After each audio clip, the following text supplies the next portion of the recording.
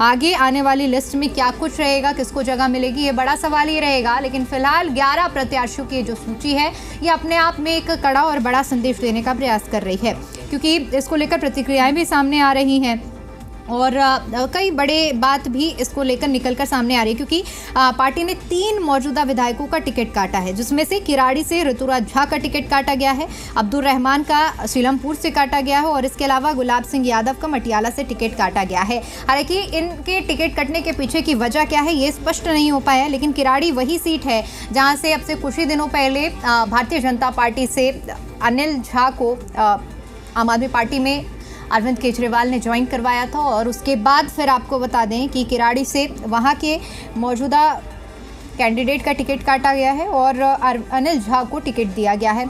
इसके अलावा अब्दुल रहमान पर इस बार टिकट काटते हुए जुबैर अहमद को टिकट दिया गया है और उन पर भरोसा जताया गया है। जुबैर चौधरी, माफ़ कीजिएगा, जो कि मतीन अहमद के बेटे हैं और अब से कुछ ही दिनों पहले मतीन अहमद ने भी आम आदमी पार्टी का दामन थामा था और अब जुबैर चौधरी को सीलमपुर से टिकट दिया गया है। और तीसरा नाम हम आपको बता दें, मटियाला का नाम शामिल है, जहां पर गुलाब सिंह यादव, जो कि मटियाला से मौजूदा कैंडिडेट थे, लेकिन उनका टिकट काटा गया। हालांकि ये टिकट काटने के पीछे की क्या वजह रही है ये स्पष्ट तौर पर साफ नहीं हुई है, लेकिन फिलहाल जो आम आदमी पार्टी के सोर्सेज के हिसाब से जो खबर आई है उसमें कहा गया है कि पार्टी ने इंटरनल सर्वे के आधार पर टिकट का वितरण किया है और माना यही जा रहा है कि प्रदर्शन या फिर स्थानीय लोकप्रियता में कमी के कारण ये टिकट काटे गए हैं। चूँकि कहा यह जा रहा है कि आम आदमी पार्टी ने जो पहली सूची जारी की है ये परफॉर्मेंस बेस्ड है और परफॉर्मेंस बेस्ड राजनीति और रणनीति के तहत आम आदमी पार्टी अपनी पूरी तैयारी कर रही है। इसके अलावा आपको ये भी बता दें कि कुछ वफादार नेताओं पर दोबारा से भारतीय जनता पार्टी इससे जो शामिल हुए हैं और इसके अलावा आम आदमी पार्टी में लंबे समय से रहे हैं उन्हें मौका दिया गया। अभी जैसे कि हम आपको रोहतास नगर से पूर्व विधायक रह चुकी सरिता का हम आपको प्रतिक्रिया सुनवा रहे थे, जिसमें उन्होंने साफ तौर पर कहा है कि उन्हें दोबारा मौका मिला है, जिसके लिए पार्टी का धन्यवाद करती हैं। इसके अलावा राम सिंह नेताजी, जो कि बदरपुर के पूर्व विधायक रहे हैं, उन्हें भी फिर से मैदान में उतारा गया और दीपक सिंगला, जो कि 2020 में उम्मीदवार थे और महाराष्ट्र गोवा के प्रभारी भी उन्हें बनाया गया था, उन पर भी भरोसा जताया गया है। तो कुछ ऐसे चेहरे हैं जिनमें एक बार फिर से भरोसा जताते हुए आम आदमी पार्टी ने चुनावी मैदान में उतारा है, लेकिन कुछ बदलाव इस लिस्ट में हमें देखने को मिल रहे हैं। इसके अलावा आपको ये भी बता दें कि जिस तरह से ये बदलाव किए गए हैं उसमें देखने वाली बात ये रहेगी कि जो पार्टी की रणनीति है ये रणनीति इस बार 2025 के चुनाव में आम आदमी पार्टी के लिए कितनी कारगर सिद्ध होगी, क्योंकि 2020 में जब हमने चुनाव हुए तो देखा कि किस तरह से प्रदर्शन रहा। और हमारे साथ राम सिंह जी जुड़ चुके हैं, बदरपुर से उम्मीदवार हैं। राम सिंह जी, बहुत बहुत स्वागत है आपका और एक बार फिर से हम आपको बधाई देना चाहेंगे क्योंकि उम्मीदवार घोषित किए गए हैं आप। सबसे पहले तो मैं रणनीति को समझना चाहूँगी कि क्या अब रणनीति रहेगी जब आपको प्रत्याशी जबकि घोषित कर दिया गया है? पार्टी ने हम पे ये विश्वास जताया है, केजरीवाल जी ने जो काम है हम उनको जनता के बीच में लेके जाएंगे।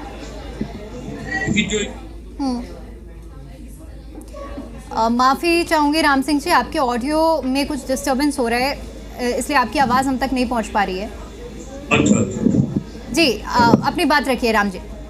अब आ रही है? जी जी हाँ, तो हमारा काम ये है जो माननीय केजरीवाल जी ने दिल्ली में काम किए हैं हम उनको लेकर जनता के बीच में जाएंगे। ठीक है राम सिंह जी, मैं ये भी समझना चाहूँगी क्योंकि जिस तरह से 11 प्रत्याशियों की सूची जारी हुई है इसको लेकर भारतीय जनता पार्टी निशाना भी साध रही है, क्योंकि हमने देखा कि 11 प्रत्याशियों में से 6 प्रत्याशी ऐसे रहे जो चाहे कांग्रेस से आम आदमी पार्टी में आए हैं या फिर बीजेपी से।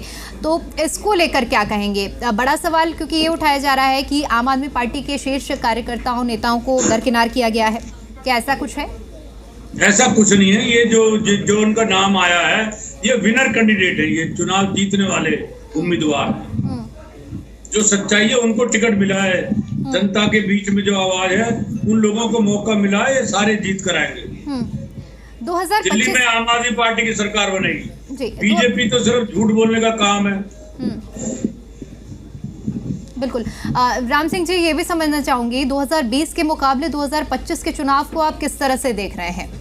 ऐसा है 20 में माहौल और था, अब माहौल और है।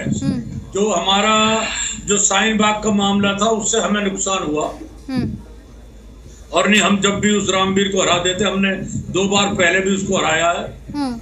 शाहीन बाग तो जनता सेवक को ढूंढती है। हाँ, और जो लोगों की कंप्लेंट करके नेता बन जाते हैं, लोग उनको पसंद नहीं करते। ठीक है, तो ये कि हम अपने काम को, जो केजरीवाल जी का काम है, उसको लेकर जनता के बीच में जाएंगे। बिल्कुल। एक सवाल और यहाँ पर राम सिंह जी उठता है, क्योंकि इंटरनल सर्वे के आधार पर जिस तरह से बताया जा रहा है कि प्रत्याशियों की जो परफॉर्मेंस रही है, जनता के बीच जाकर ये समझने का प्रयास किया गया है और उसी के आधार पर ये लिस्ट तैयार की गई है। लेकिन बड़ा सवाल ये कि क्या ऐसा कुछ है कि आम आदमी पार्टी के विधायकों ने इन 5 साल में काम नहीं किया है, जिस वजह से कुछ विधायकों ने, जिसकी वजह से टिकट काटे गए हैं?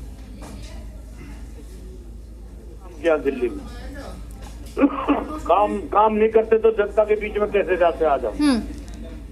तो आज दिल्ली में नाम है केजरीवाल जी का, हर आदमी केजरीवाल जी को लाना दोबारा, तो ये लोगों में चर्चा है। हाँ, तो ऐसा कुछ नहीं है, और पार्टी का फैसला मान्य होता है। ठीक है जी, ठीक है। राम सिंह जी, बहुत बहुत शुक्रिया आपका हमारे साथ जुड़ने के लिए और अपना कीमती समय हमें देने के लिए।